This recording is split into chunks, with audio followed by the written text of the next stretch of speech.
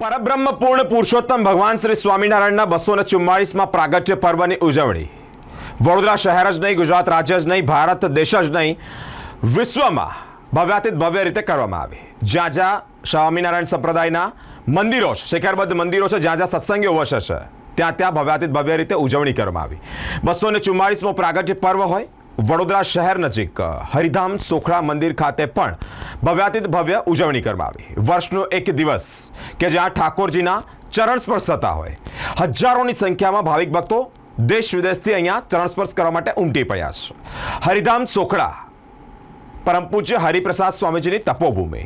પરમ પૂજ્ય હરિપ્રસાદ સ્વામીજીના 88 વર્ષ જે લોહીનું પાણી કર્યું એ ભૂમિ, એ પાવન ધરા એટલે કે હરિધામ સોખળા. મિત્રો, આ જ મંદિરે ભવ્યાતીત ભવ્ય ઉત્સવો થતા રહેશે, ભવ્યાતીત ભવ્ય મહોત્સવ થતા રહેશે. રામનવમીનું પાવન પર્વ એટલે કે મર્યાદા પુરુષોત્તમ ભગવાન રામચંદ્રજીનું પ્રાગટ્ય પર્વ હોય, સાથે જ મોડી રાત્રે 10:10 પૂર્ણ પુરુષોત્તમ ભગવાન શ્રી સ્વામિનારાયણનો પણ પ્રાગટ્ય પર્વની ભવ્યાતીત ભવ્ય ઉજવણી વડોદરા શહેર નજીક હરિધામ સોખળા સ્વામિનારાયણ મંદિર ખાતે કરવામાં આવી.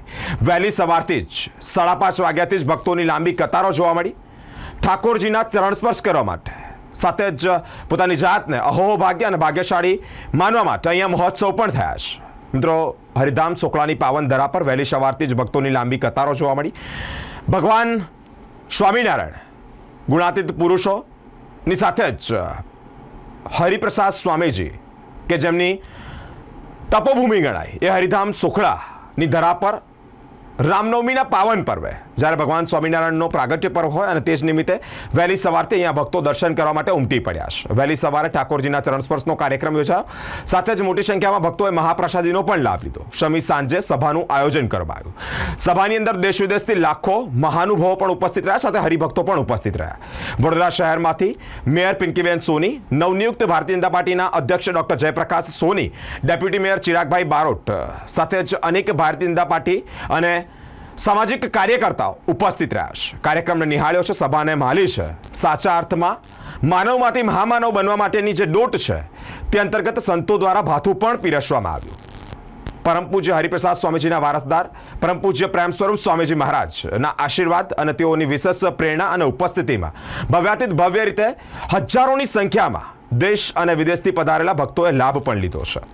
રામનવમીનું પાવન પર્વ હોય, સાથે જ ભગવાન સ્વામિનારાયણનો પ્રાગટ્ય પર્વ હોય અને તે જ નિમિત્તે આ પાવન ધરા પર દર વર્ષની જેમ આ વર્ષે પણ પરંપરાગત રીતે મહોત્સવનું આયોજન ભવ્યાતીત ભવ્ય રીતે કરવામાં આવ્યું. સભાનું આયોજન જેમાં સંતોએ સાચા અર્થમાં યુવાન ધારે તે કરી શકે, સાચા અર્થમાં ભારત વર્ષ એ પૃથ્વીની ધરા પર વિશ્વ ગુરુ બની શકે તેવી તાકાત સાથે યુવાનોને પ્રેરણા પણ આપવામાં આવી.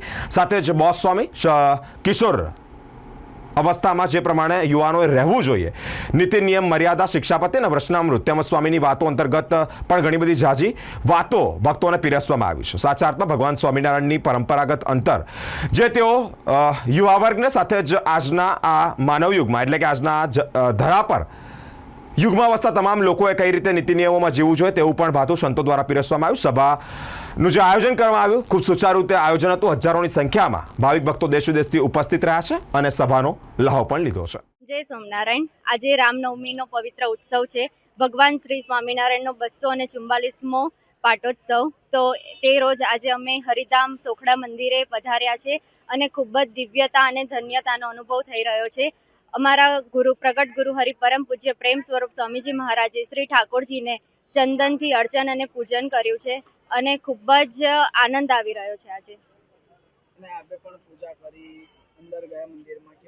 હાજી, અમે પણ ઠાકોરજીનું ચંદનથી પૂજન કર્યું અને અંદર અમારા હૃદય મંદિરમાં ખૂબ જ શાંતિ અને ઠંડક અનુભવાઈ રહી છે.